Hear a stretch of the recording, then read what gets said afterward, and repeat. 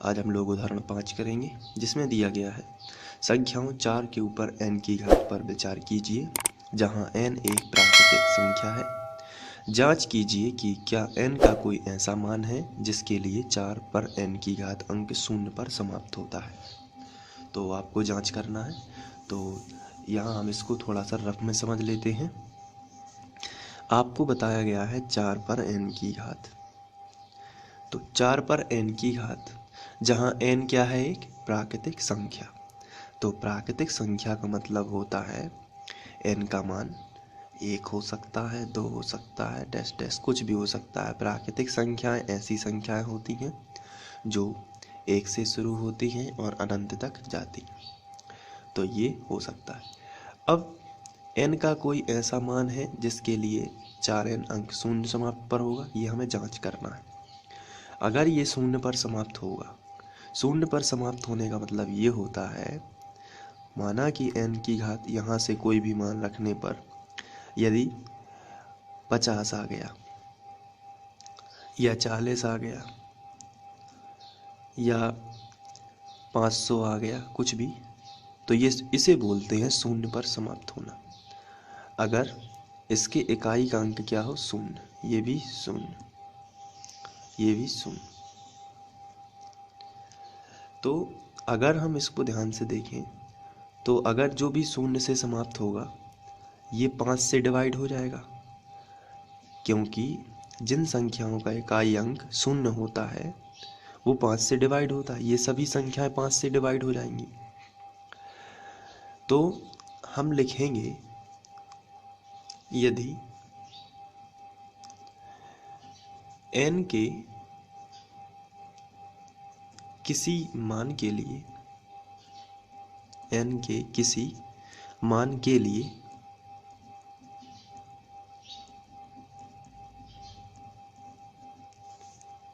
संख्या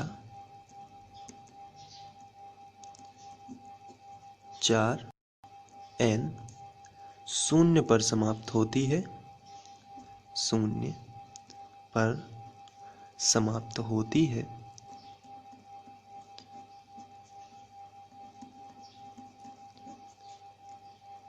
तो वह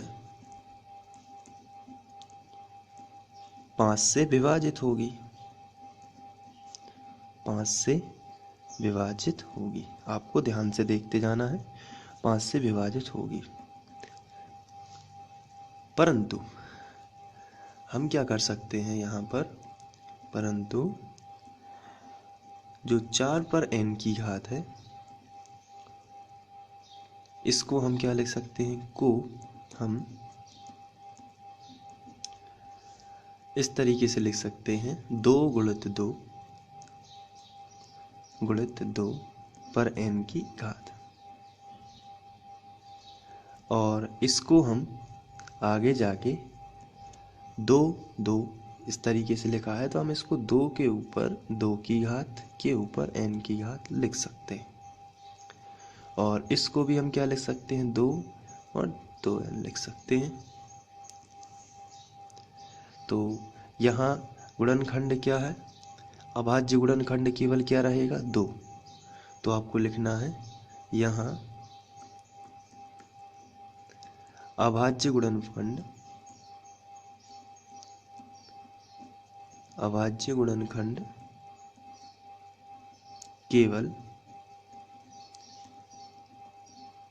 केवल 2 ही रह सकता है, 2 ही रह सकता है।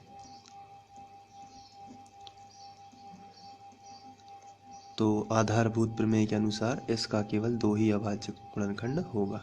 तो इस तरीके से आप इसको सॉल्व कर सकते हैं। इसमें लिखना ज़्यादा है और थोड़ा सा समझना है, तो आप तो इसको इसी तरीके से कर सकते हैं।